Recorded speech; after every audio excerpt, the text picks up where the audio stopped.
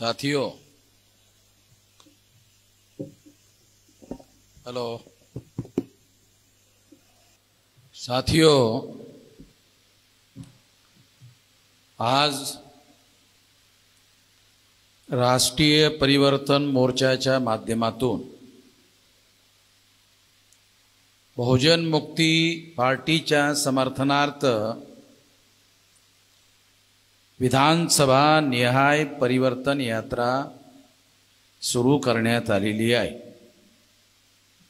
ही परिवर्तन यात्रा भंडारा या ठिकाणावरून सुरू होऊन मुंबई पर्यंत जाणार आहे। दरम्यान आजच्या तारखेला आपल्या या गावामध्ये ही परिवर्तन यात्रा आलेली आहे। तेव्हा ही परिवर्तन यात्रा येत्या डिसेंबरमध्ये महाराष्ट्राच्या विधानसभेचा कार्यकाल समाप्त होत आहे। घटनेनुसार ज्या विधानसभेचा कार्यकाल संपत येत असतो तो संपण्याच्या अगोदर त्या राज्यामध्ये निवडणुका घेणे घटनात्मक दृष्ट्या बंधनकारक असते। त्यासाठी महाराष्ट्रामध्ये निवडणुका लवकरच होणार आहेत आणि या निवडणुकांमध्ये बहुजन मुक्ती पार्टीच्या माध्यमातून निवडणुका लढवण्याची तयारी चालू आहे। तेव्हा राष्ट्रीय परिवर्तन मोर्चा या राष्ट्रीय परिवर्तन मोर्चामध्ये केवळ बहुजन मुक्ती पार्टी हेच संघटन सामील नसून SC, ST, OBC आणि मायनॉरिटींच्या अनेक राजकीय संघटना, अनेक सामाजिक संघटना या कार्यामध्ये सहभागी आहेत। अनेक राजकीय पक्षांचे प्रस्ताव आमच्या समोर आहेत आणि त्यांचा असा आग्रह आहे की एक BJP गठबंधन आहे, एक काँग्रेस गठबंधन आहे। तेव्हा BJP गठबंधन किंवा BJP हा पक्ष RSSच्या लोकांनी सुरू केलेला पक्ष आहे आणि RSS हे ब्राह्मणांचं कुटील कारस्थानी संघटन आहे। काँग्रेसची स्थापना चटर्जी, मुखर्जी, बॅनर्जी, गोखले, तिलक, आगरकर या ब्राह्मणांनी 1885 ला स्थापन केलं। तेव्हा दोनही संघटना ह्या ब्राह्मणांनी स्थापन केलेल्या संघटना आहेत। ऐतिहासिक दृष्ट्या तुम्हाला कदाचित ही गोष्ट माहीत नसेल, म्हणून ही बाब मी तुम्हाला सांगू इच्छितो। म्हणजे तुम्हाला हे माहीत असायला पाहिजे की या देशामध्ये ब्राह्मणांची संख्या केवळ 3.5% आहे आणि 3.5% लोकांच्या मतांच्या आधारावर ग्रामपंचायत मध्ये पंच निवडून आणला जाऊ शकत नाही। तेव्हा सरपंच बनवण्याचा प्रश्नच येत नाही। जे लोक गावामध्ये सरपंच बनवू शकत नाहीत ते लोक देशाचा प्रधानमंत्री बनवण्याचं, नॉमिनेट करण्याचं काम करत आहेत। हे कसं होतंय? हा खरा प्रश्न आहे। कारण 3% मतांवर असं होऊ शकत नाही। 15% ज्या शेड्यूल कास्टच्या लोकांची मतं आहेत ते असं म्हणतात, लक्षात घ्या, मी फार महत्त्वाचा मुद्दा सांगतोय तुम्हाला। ज्या लोकांची मतं शेड्यूल कास्टची 15% आहेत ते काय म्हणतात? आपण निवडून येऊ शकत नाही। ज्यांची मतं 3.5% आहेत ते असा विचार करत नाही. म्हणजे याचा अर्थ असा, तुमची संख्या किती आहे यावर तुमचं यश अवलंबून नसून तुमची मानसिकता पराजयाची आहे की विजयाची आहे यावर तुमचा विजय निश्चित ठरतो. आपण सुरुवातीलाच ठरवून टाकतो की आपण काही निवडून येणार नाही. मग आपण काय करतो, कोणाच्या तरी पाठीमागे लागलं पाहिजे. स्वाभाविक आहे, आपण जेव्हा एक विचार करतो त्या विचाराची तर्कसंगत समाप्ती असते. म्हणजे आपण जर असा विचार केला की आपण निवडून येऊ शकत नाही, मग आपण विचार करतो आपल्याला कोणाच्या पाठीमागे राहिलं पाहिजे, पाठीमागे राहिलं पाहिजे. 3.5% लोक आपल्याला विजय मिळवायचा आहे म्हणून विचार करतात. मग विजय मिळवण्यासाठी प्लॅनिंग बनवतात. प्लॅनिंग मध्ये ठरवतात की आपल्याला बहुसंख्य लोकांची मतं मिळवण्यासाठी काय काय करावे लागेल. ती सर्व व्यवस्था ते करतात. देशामध्ये 70 वर्षापेक्षा जास्त कालावधीत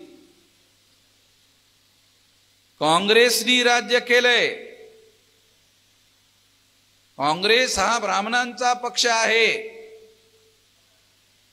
पण काँग्रेस काय करते, दिल्लीमध्ये ब्राह्मण ठेवतात, गल्लीमध्ये शेड्यूल कास्ट ठेवतात, शेड्यूल टाईप ठेवतात, ओबीसी ठेवतात, कुणब्याला ठेवतात, मराठ्याला ठेवतात. मग आपले लोक काय विचार करतात, अरे कुणबेचा पक्ष आहे, आपण त्याला कितीही सांगितलं, अरे नाही ब्राह्मणाचा आहे. नाही काय सांगितलं, आमच्या गावाचा अध्यक्ष काँग्रेसचा, आमचा ओबीसीचा आहे, कुणबेचा आहे, आणि तुम्ही काय सांगता. त्याचं डोकं दिल्लीपर्यंत जातच नाही. औकात होती है, हर एक की अपनी औकात होती है, जानकारी की औकात होती है, ज्ञान की औकात होती है, समझदारी की औकात होती है, नेतृत्व की औकात होती है, संगठन की औकात होती है. और हमारे लोग, उनकी एक मानसिकता है, वो है पिछलग्गू बनने की. तो पिछलग्गू बनने वाले लोगों की भी एक सोच होती है, तो वो उसी तरह से सोचते रहते हैं. जैसा सोचता है आदमी वैसा ही करता है. आदमी करता है फिर सोचता है. नहीं नहीं नहीं नहीं, ये वैज्ञानिक बात है. आदमी जो सोचता है वही करता है, जो नहीं सोचता वो नहीं कर सकता. मान लो किसी के घर में चोरी करनी है किसी आदमी को, तो चोरी करने का पहले विचार आता है, फिर चोरी कैसे करना होगा दूसरे नंबर पर आता है.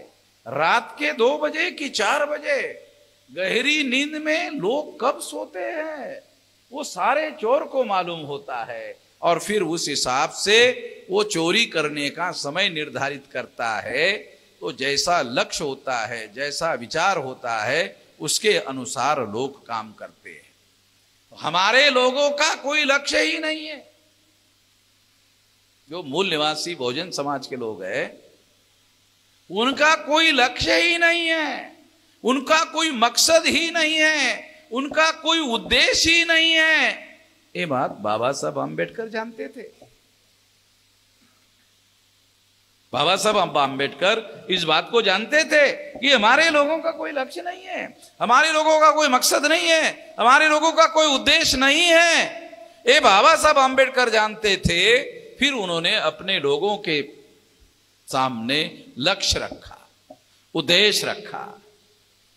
शासन करती जमात बनणे हे आपलं उद्दिष्ट आहे.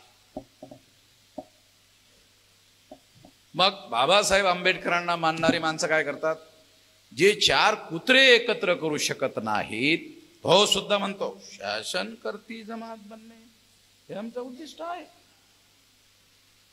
पण समजा 4-5 कुत्रे एकत्र केले सुद्धा त्यांना मतदानाचा अधिकार नसतो. असतो कुत्र्यांना मतदानाचा अधिकार नसतो. तो जरी 18 वर्षाचं कुत्र झालं, एवढं दिवस जगत नाही, परंतु झालं 18 वर्षाच्या वयावरील लोकांना मतदानाचा अधिकार मिळतो, परंतु कुत्र्यांना तो अधिकार मिळत नाही. तेव्हा मला जे सांगायचं आहे ते असं की उद्दिष्ट हा फार महत्वाचा भाग आहे. जर जीवनाचं उद्दिष्ट असेल, आपल्या लोकांची मुलाबाळांची संख्या जास्त का असते? कधी आपण विचार केला का? आपल्या लोकांची मुलाबाळांची संख्या जास्त का असते?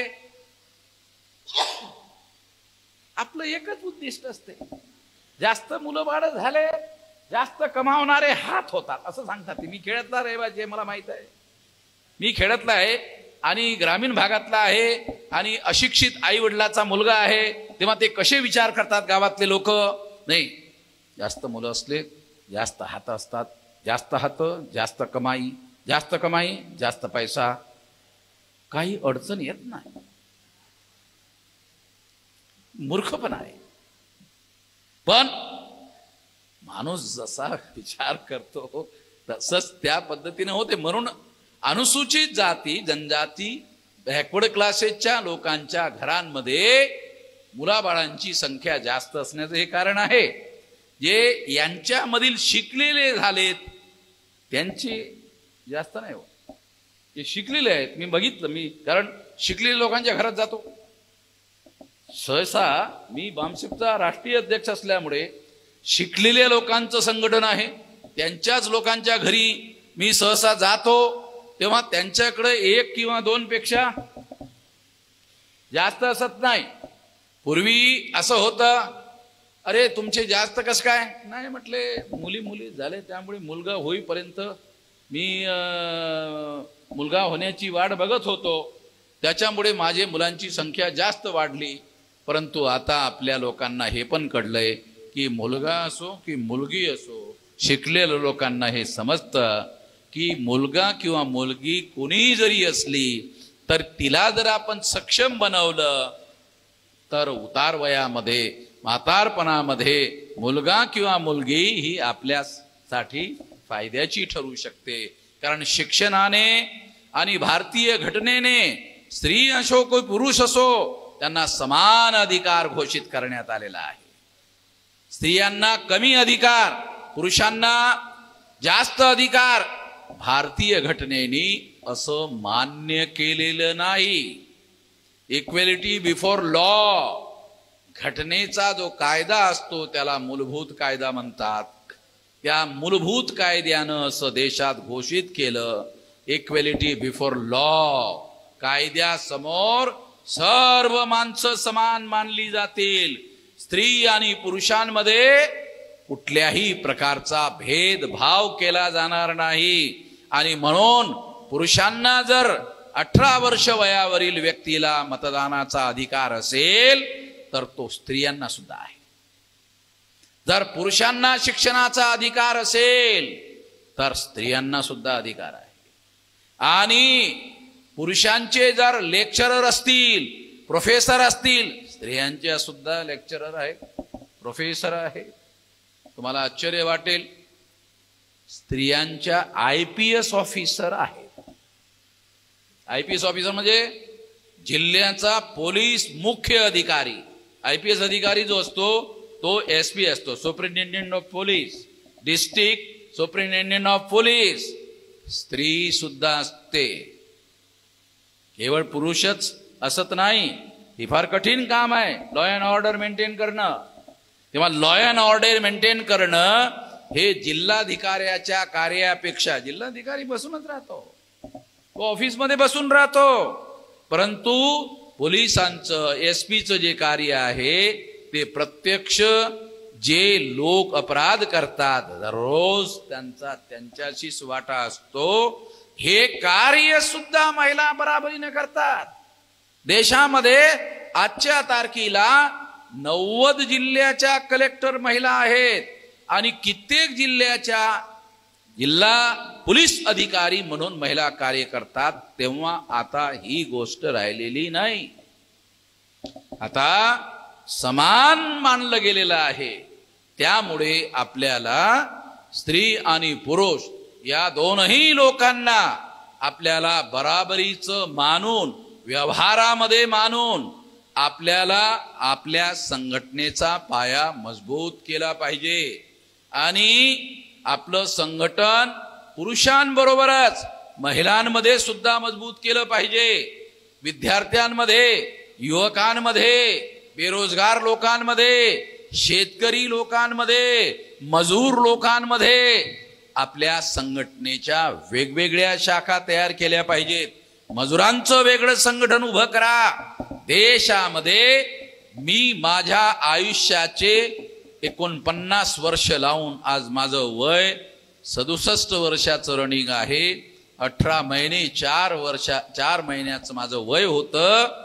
तेव्हापासून हे काम मी करून राहिलो आणि एवढं दीर्घ प्रयत्न करून आज 625 जिल्ह्यात आणि 36 पैकी 32 राज्यात संघटन पोहोचवलं. फक्त ब्रह्मदेशाच्या बॉर्डरवर आणि बांगलादेशाच्या बॉर्डरवर जे राज्य आहेत तेच फक्त शिल्लक आहेत.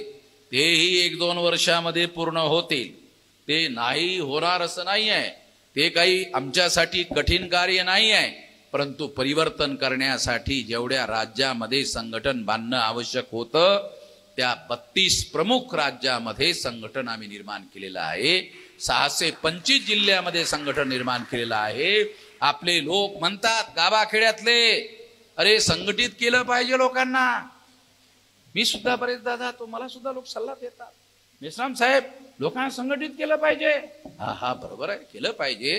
पण मी तर हे 50 वर्षापासून करूनच राहिलो, तू मला का सल्ला देत नाही? म्हटलं हे मला माहित नाही म्हणून तुम्हाला सल्ला दिला. पण सल्ला देणारा जो माणूस असतो तो का सल्ला देतो? कारण हे जी जीभ आहे याला हाड नसते. हे जी जीभ आहे याला हाड नसते. हाड असतं तर काय होतं, सल्ला देताना इकडं तिकडं लागलं असतं तर जरा रक्त निघालं असतं. मग त्याला कळलं की यायला सल्ला द्यायची किंमत मोजावी लागते. मग त्यांनी सल्ला देताना थोडा विचार केला असता. पण सल्ला द्यायला काही त्रासच होत नाही, कारण सल्ला देणाऱ्याला त्यावर अंमलबजावणी करण्याची आवश्यकताच नाही. ज्याला सल्ला दिला जात त्याने अंमल करायचा. जो सल्ला देतो तो काहीच करत नाही. ज्याला सल्ला देतो त्याला म्हणतो तुम्ही असं करा. पण तुम्हाला जर कुठल्या कार्याचा अनुभवच नाही तर ते कार्य करण्याचा सल्ला कसा देऊ शकता? पण सल्ला देणारे लोक बिनकामाचे असतात, बसलेलेच असतात. ते फक्त सल्ला देत राहतात. आपल्याला आपल्या उद्दिष्टपूर्तीसाठी जे जे करणं शक्य आहे ते केलं पाहिजे. पण कुठलंही काम प्लॅनिंग करून, नियोजन करून, योजनाबद्ध करून आणि त्यासाठी दीर्घ उद्योग करावा लागतो. रात्रंदिवस मेहनत करावी लागते. तेव्हा कुठं हे होऊ शकते. मी त्यावेळेस 18 वर्ष 4 महिन्याचं माझं जे वय होतं त्यावेळेस मी तरुण होतो आणि नुकतंच मला सेंट्रल गव्हर्नमेंटमध्ये जॉब मिळाला होता. आणि जॉबवर जॉईन झाल्यानंतर ज्या सेक्शनमध्ये एक्झिक्युटिव्ह इंजिनियरनी मला ठेवलं होतं त्या सेक्शनचा सुपरवायझर आदिवासी होता. त्यांनी मला एक शेड्यूल कास्टच्या सिनियर मोस्ट कर्मचाऱ्यांकडे सांगितलं, जा यांच्याकडून ट्रेनिंग घ्या. तो शेड्यूल कास्टचा होता. तो काय करायचा, संध्याकाळी 6 पर्यंत मला डिपार्टमेंटल ट्रेनिंग द्यायचा आणि 6च्या नंतर बामसेपच्या बैठकीला घेऊन 2-2 ट्रेनिंग करायचं. माझं एक ट्रेनिंगच्या ऐवजी माझं 2-2 ट्रेनिंग व्हायचं. आणि त्यामुळे मी जेव्हा पहिल्यांदा मीटिंगमध्ये गेलो तेव्हा मला ते काम फार आवडलं आणि दुसऱ्या दिवसापासून मी ते काम सुरू केलं. आणि इतक्या मोठ्या प्रमाणात सुरू केलं की ज्या व्यक्तीने मला घेऊन गेला होता आता त्याला पण मीच मार्गदर्शन करतो. त्याचं इन्व्हॉल्वमेंट तेवढं नाही. यामध्ये मनुष्य परिपक्व केव्हा होतो, जेव्हा तुम्ही शारीरिक मानसिकरित्या किती इन्व्हॉल्ड होता, तुम्ही किती वेळ त्यामध्ये लावता, किती बुद्धी त्यामध्ये लावता, किती रिसोर्सेस लावता, तुम्हाला ऐकून आश्चर्य होत असेल. मी माझा संपूर्ण पगारच या कामावर खर्च करत होतो. मी नोकरीला लागल्यानंतर मला जो पगार मिळत होता तो पगार मी 100% यावरच खर्च करत होतो. सेंट्रल गव्हर्नमेंटचा जॉब असल्यामुळे सॅटर्डे संडेची 2 दिवस मला सुट्टी होती. मग शुक्रवारी संध्याकाळी 6 वाजताच मी फील्डमध्ये निघून जात होतो दुसऱ्या जिल्ह्यामध्ये. आणि सॅटर्डे संडे 2 दिवस काम करून सोमवारी सकाळी डायरेक्ट ऑफिसवरच जातो. असं दीर्घकाळ काम केलं. या दीर्घकाळ कामामुळे 32 राज्यामध्ये 625 जिल्ह्यामध्ये 1.5 लाख गावांमध्ये संघटन पोहोचवलेलं आहे. तेव्हा आता आम्ही योजना बनवलेली आहे 2030 पर्यंत, 7 वर्ष, 24, 25, 26, 27, 28, 29, 30, 7 वर्ष.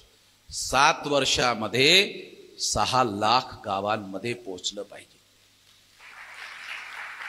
तुम्ही विचार कराल 48-49 वर्षामध्ये 625 जिल्ह्यात पोहोचले.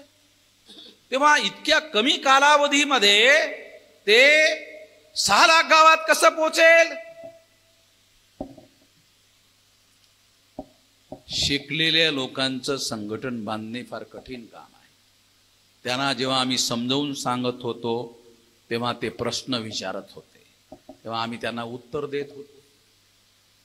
पुन्हा 6 महिन्यानंतर गेलं की तेच प्रश्न पुन्हा विचारत होता, पुन्हा आम्ही उत्तर देत होतो. मग विचार केला, अरे याला तर या प्रश्नाची उत्तरं आम्ही दिली होती. मग जर दिली होती तर हा पुन्हा पुन्हा तेच प्रश्न का विचारतो? तर अभ्यासांती कळलं, यकीन नहीं है, विश्वास नहीं है. जो तुम कर रहे हो विश्वास नहीं है. ये हो सकता है, विश्वास नहीं है. क्यों नहीं है? क्योंकि दूसरे कर नहीं पाए तो तुम कैसे कर लोगे? तेव्हा लोकांचा विश्वास नसल्यामुळे शिकलेले लोक अनेक प्रश्न विचारत होते. त्या सर्व प्रश्नाची उत्तर देऊन बामसेफचं एवढं मोठं संघटन उभं केलं. तेव्हा सामान्य लोकांचं काय? त्यांना अर्धा 1 तास जर समजावून सांगितलं गावामध्ये जाऊन, तर मी पण गावातलाच रहिवासी आहे, गावातल्या लोकांना जर समजावून सांगितलं तर ते काय म्हणतात माहिती आहे? हा ठीक आहे, करायचं काय ते सांगा लगेच. हा ना ठीक आहे, कळलंय. आता करायचं काय? ते डायरेक्ट करायलाच तयार आहे, ऍक्शन करायलाच तयार आहेत. म्हणजे तुम्हाला गावामध्ये जाण्याची जरूरत आहे. गावातील लोक प्रश्नांमुळे मोठ्या प्रमाणामध्ये गुंतून पडलेली आहेत, परेशान आहेत. त्यांचे प्रश्न कसे सोडवायचे ते त्यांना समजत नाही. म्हणून तुमच्या आंदोलनासाठी लोक तयारच आहेत. त्यांचे प्रश्न स्वातंत्र्य काळामध्ये सुटलेले नाहीत. इंग्रज विदेशी होते, ब्राह्मण सुद्धा विदेशीच आहेत. इंग्रज 200 वर्षाचे विदेशी होते, हे 2000 वर्षाचे विदेशी आहेत. आणि हे जास्त बदमाश लोक आहेत. तेव्हा आपल्या भौतिक जीवनामध्ये SC, ST, OBC आणि मायनॉरिटीच्या भौतिक जीवनामध्ये ब्राह्मणांनी फार मोठा प्रवेश केलेला आहे. आपल्या घरामध्ये आपण मुलं जन्माला घालतो, त्याची नावं काय असायला पाहिजे? ब्राह्मणाकडे अबे पैदा केला, त्याला मोठं काम केलं, बारकं काम लहान, नाव ठेवायचं काम ठेवायला काय कडी अडचण आहे, पण नाव ठेवायसाठी बामणाकडे जातो. बामणाला विचारल्याशिवाय नाव ठेवत नाही. तुमच्या आमच्या भौतिक जीवनावर ब्राह्मणांनी कब्जा केलेला आहे. जीवन आमचं आहे, हा श्वासोश्वास आम्ही घेतो, परंतु काय करायला हवं, काय नाही करायला हवं याचे निर्णय मात्र आम्ही घेत नाहीत. कोणत्या तारखेला लग्न व्हायला पाहिजे, कोणत्या तारखेला जन्मतारीखचा कार्यक्रम असला पाहिजे, कोणत्या तारखेची तेरवी केली पाहिजे, चायला सर्व तेच ठरवतात. बाप माझा पण त्याची तेरवी बामण ठरवतो. त्याला विचारा तेरवी कशासाठी करायची, त्याला विचार तेरवी कशासाठी करायची. आत्मा शांत करायचा आहे. आत्मा कशासाठी शांत करायचा नाही, तो शांत जर झाला नाही तर तो तुम्हाला पकडू शकतो. बामन सांग, बामनाचं सारं राजकारण भीतीवर उभं आहे, भीती निर्माण करतात. मग आपण त्यांच्या शरणामध्ये जातो. पंडितजी काही उपाय असेल ना, आहे ना उपाय, पूजा करावी लागेल. किती खर्च येईल, जितका जास्त खर्च येईल तितका आत्मा जवळ लवकर शांत होईल.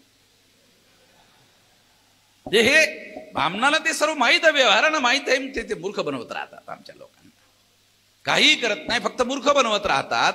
आणि आम्हाला काही माहिती नसल्यामुळे की आत्मा काय प्रकार आहे आम्हाला माहित नाही. हे ब्राह्मणांच्या धर्मशास्त्रामध्ये तो लिहिलेला आहे, पण तो कोणीच बघितलेला नाही.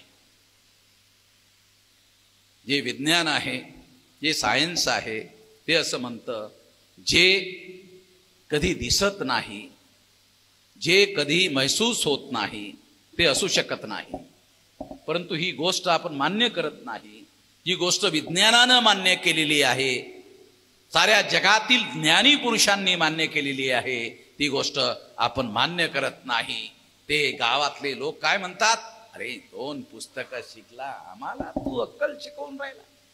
2 पुस्तकं तुला शिकवायला आम्हीच पाठवलं, आणि 2 पुस्तकं शिकून तू आम्हालाच अक्कल सांगून राहिला. तुझी अक्कल राहू दे, ते आम्ही हजारो वर्षापासून करत आलेलो आहे, ते करायला तुम्हालाही करून राहिलाय.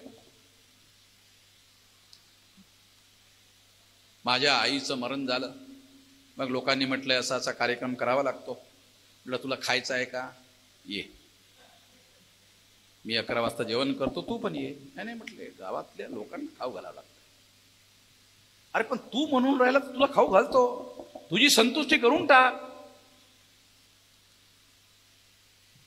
तेव्हा आपल्या लोकांना अशा प्रकारच्या ह्या सर्व चक्कर मध्ये ह्या लोकांनी गुंतवून टाकलेलं आहे. आणि म्हणून आपली आर्थिक स्थिती ह्या परिस्थितीमुळे खराब आहे, हे असल्या विचार करण्याच्या पद्धतीमुळे खराब आहे. म्हणून आपण आपले साधनं संसाधनं आपल्या मुलाबाळांच्या शिक्षणावर आणि शिक्षणामध्ये सुद्धा उच्च शिक्षणावर लक्ष केंद्रित केलं पाहिजे. बाबासाहेब आंबेडकर भारतातील तमाम विद्वानांना पुरून का उरले, तर ते केवळ उच्च शिक्षित नव्हते, विदेशी उच्च शिक्षित होते. एकतर देशांतर्गत उच्च शिक्षण आणि विदेशांतर्गत उच्च शिक्षण यामध्ये खूप फरक आहे. तेव्हा ते विदेशामधील जगातील नामवंत युनिव्हर्सिटीज आहेत, त्या ठिकाणची मेरिटच्या मोठ्या पदव्या त्यांनी मिळवलेल्या आहेत. आणि त्यामुळे ह्या उच्च शिक्षणामुळे त्यांची बौद्धिक क्षमता इतकी मोठ्या प्रमाणामध्ये विकसित झाली, म्हणून ते सर्वांना भारी पडले. भारतीय घटना लिहिण्याची जबाबदारी म्हणून त्यांच्यावर सोपवण्यात आली होती. ते घटनेचे सुद्धा पंडित होते, आणि म्हणून त्या घटनेमध्ये SC, ST, OBC, मायनॉरिटी या सर्व लोकांना बरोबरीचे अधिकार बहाल करण्यात आले. आणि जर अधिकारी वर्ग ते अंमल करत नसतील तर त्या अधिकाऱ्याच्या विरोधामध्ये कारवाई करण्याचे सुद्धा जनतेला अधिकार आहेत. ते संघटित शक्तीच्या बळावर करता येऊ शकतात. म्हणून आपण आता संघटित शक्तीवर निर्माण करण्यावर जास्त जोर देत आहोत. शिकलेल्या लोकांचं संघटन मोठं निर्माण केलं, आता साधारण लोकांचं संघटन 30 पर्यंत 6 लाख गावातलं संघटन आम्ही बनवणार. इतक्या कमी कालावधीमध्ये कसं बनणार, तर तुम्हाला एक उदाहरण सांगतो. याचे जर डोळे आले आणि ह्याला जर डोळ्याची बिमारी झाली डोळ्याची बिमारी समजते ना, डोळ्याची बिमारी. मग ह्याच्या डोळ्याकडे जर मी बघितलं, माझे सुद्धा डोळे येतात, बरोबर आहे. हे तुम्हाला लवकर समजेल असं काहीतरी उदाहरण सांगावं लागते. मला सर्व जे समजलेलं आहे ते मी माझ्या परीनं समजतो, पण तुम्हाला कोणत्या पद्धतीने समजवायचा हा एक मुद्दा असतो, किंवा तुमच्या लेवलवर जाऊन समजावून सांगणं आवश्यक असते. म्हणून तुम्हाला उदाहरण सांगून राहिलो, तुमच्या जीवनातलं उदाहरण सांगून राहिलो. कोणाच्या ग्रामीण भागामध्ये जर एखादे डोळे आले असले आणि त्याच्याकडे आपण असं बघितलं, आपले सुद्धा डोळे येतात का? हे काही आपल्या गावातल्या लोकांना माहित नाही का येतात. कारण डोळ्याची बिमारी ही संसर्गजन्य बिमारी आहे. संसर्ग झाला दुसऱ्या माणसाचा आपल्या बरोबर तर आपल्याला सुद्धा ती बिमारी होते. तशाच पद्धतीचं हे 6 लाख गावामध्ये जर एक गावातला एक कार्यकर्त्याला जर ही बिमारी लावली की तो गावातल्या सर्व लोकांना लावतो. 6 लाख गावामध्ये जायची जरूरत नाही. एकाला बिमारी लावा, तो गावातल्या सर्व लोकांना लावतो. काल्पनिक नाही सांगत, अनुभवनिष्ठित गोष्ट सांगतो. तेव्हा गावामध्ये बामसेपच्या लोकांनी, शिकल्या सवरलेल्या लोकांनी आपल्या जन्मगावामध्ये जायचं. कारण बरेचसे लोक खेड्यापाड्यातूनच शहरात आलेले आहेत. आपल्या जन्मगावात जायचं. जन्मगावात गेल्या तर काय होते, स्वतःच घर आहे, खायचा प्रश्न नसतो, अंगण असते. संध्याकाळी 6 वाजता मीटिंग करायला, 6 वाजेपर्यंत फील्ड वर्क करायचं, संध्याकाळी 6 वाजता बैठक घ्यायची, समजावून सांगायचं. बस त्यांना अर्धा एक तास समजावून जास्त समजावून सांगावं लागत नाही गावाच्या लोकांना, त्यांच्या लक्षात येत आहे. दुसरा तुमचा रिश्तेदार असेल त्यांच्याकडे जा. असं जर तुम्ही केलं देशभरामध्ये, प्रत्येक जिल्ह्यातल्या लोकांनी, प्रत्येक तालुक्यातल्या लोकांनी जर असं केलं तर वर्षभरामध्ये साऱ्या देशात पोहोचत आहे. तुमच्या समोर प्रश्न येत असेल कसं करायचं, कसं करायचं, ते पण सांगून टाकले मी तुम्हाला. कसं करायचं हे असं करायचं. विद्यार्थ्यांचं, युवकांचं, बेरोजगार लोकांचं संघटन बनवा. कर्मचाऱ्यांनी मोटरसायकलवर बसून एखाद्या विद्यार्थ्याला, ज्याला तुम्ही तयार केलं त्याला मोटरसायकलच्या पाठीमागे बसवा, त्याला ऑफिसला घेऊन जा. ऑफिसला तुम्ही पोहोचलात, त्याला म्हणा ही मोटरसायकल घेऊन जा. आता मी ऑफिसला पोहोचलो, 6 वाजेपर्यंत मी इथं आहे, तू 5:45 वाजता गावं फिरून ढुंडाळून फिंडाळून लोकांना समजावून सांगून 5:45 वाजता इथं ये, आणि मग त्या गाडीवर बसून मी घरी जातो. म्हणजे विद्यार्थ्यांकडून सुद्धा तुम्ही गावागावामध्ये या सर्व विचारधारेचा प्रचार प्रसार करू शकता आणि वेगानं काम वाढवू शकता. हे केलं पाहिजे. हे करण्यासाठी तुम्ही तयार व्हाल अशी मी अपेक्षा करतो.